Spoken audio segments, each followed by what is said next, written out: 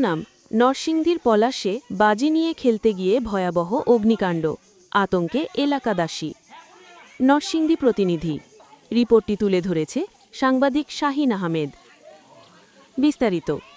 কাওয়াদি গ্রামে শিশুদের বাজি নিয়ে খেলতে গিয়ে ভয়াবহ অগ্নিকাণ্ডের ঘটনা ঘটেছে।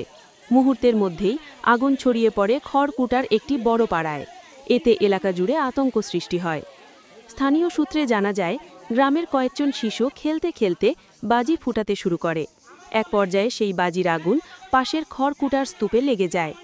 শুষ্ক খাড়ের কারণে অল্প সময়ের মধ্যেই আগুন দ্রুত ছড়িয়ে পড়ে এবং পুরো খড়কুটার পাড়া আগুনে পুড়ে ছাই হয়ে যায়। আগুন লাগার খবর ছড়িয়ে পড়তেই এলাকাবাসী আতঙ্কিত হয়ে পড়ে।